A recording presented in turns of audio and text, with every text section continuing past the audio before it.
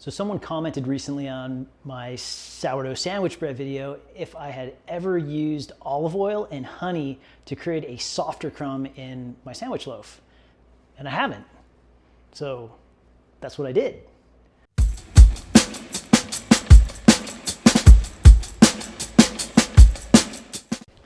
Okay, so there are lots of ways to enrich a dough. Usually it involves adding, a fat and sugar, usually just fat though, eggs, milk, cream, some kind of dairy, olive oil, butter, those types of things, usually in the form of like a brioche is an enriched dough, a milk bread is an enriched dough, croissants are, basically an enriched dough. But this person was asking if I'd ever used olive oil and honey to create a softer crumb, a softer, interior texture of a sandwich loaf, and I haven't. So I decided to do that because why not? I've done that in like a pizza dough. I've worked in restaurants where we've had like a pizza dough recipe that did incorporate some honey and a little bit of olive oil. And certainly focaccia has a ton of olive oil in it, and it definitely makes the crumb much softer.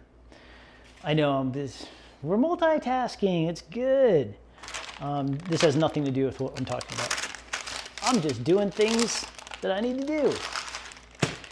Anyway, so this individual, you never know who you're talking to on YouTube comments. Guy, girl, no idea.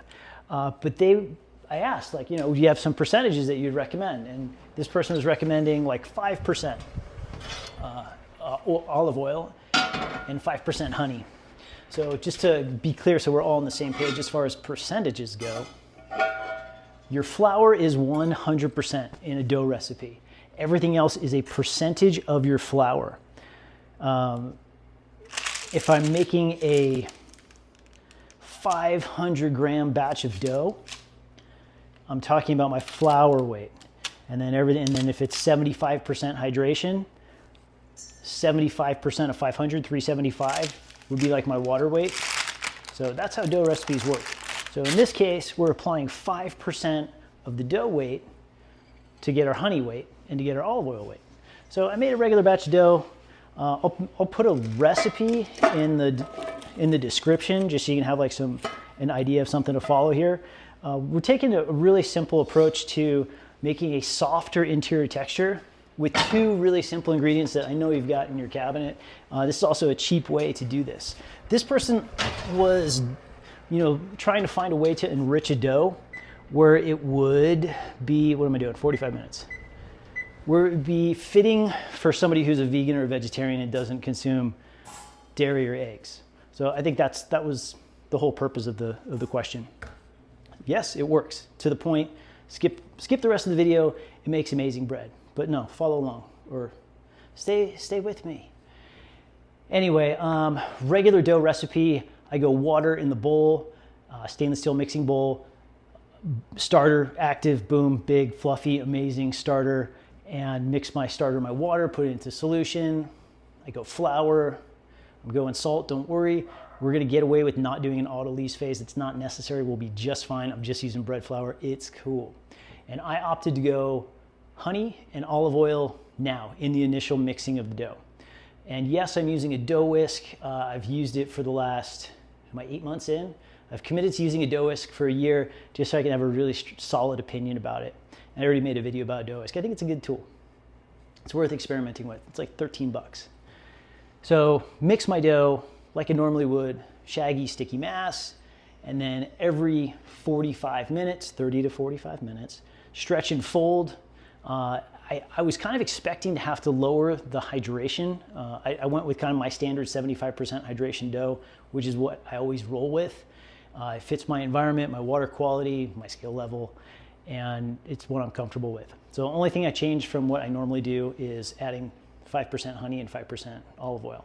And I didn't notice that it changed the feel of my dough too much. It didn't feel particularly slack or greasy. No real change to me. I was expecting it to feel a little bit more wet, but it wasn't.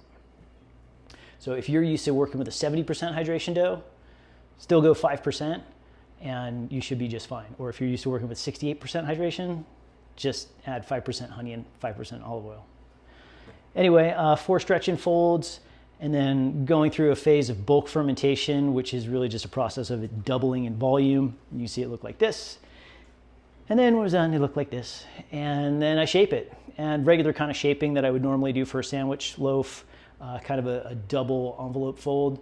So I take it out of my container, lightly flour it, come out of the container, presentation side down. I'm not really digging into the details of how to make a sandwich loaf. I'll link in the description for the whole tutorial video on how that works. But, kind of just quick synopsis of regular method, no change, just 2 ingredients. And, you bring the 6 o'clock side to the middle, 12 o'clock over the 6. You turn it 90, same, 6 to the middle, 12 over the 6. And then you can kind of gather some of those seams underneath to kind of stick them together. And then we go into a lined, parchment paper lined loaf pan. I'm using a 9-inch by 5-inch loaf pan. It fits the size batch that I'm making. I believe this was a 400-gram batch, but look in the description. 400 grams, my flour weight, only my flour weight. This dough weighs more once you have the starter, the water, and the salt, and the honey, and the olive oil in it. And then I like these plastic lids because they fit perfect. It's actually not a lid. It's a Tupperware that I'm turning into a lid, and it fits perfectly in a 9-inch by 5-inch loaf pan. Rubber band on top, and then I'm waiting for it to rise up, so I've got a good 2 inches of dome above the rim of the pan. And then we're gonna bake it. I'm using my normal baking method where oven preheated to 425. Take the container off, and I know in the video, oops, rubber band kind of snapped my container onto the loaf of bread, but it didn't mess up the aesthetic. I got away with it, it's okay.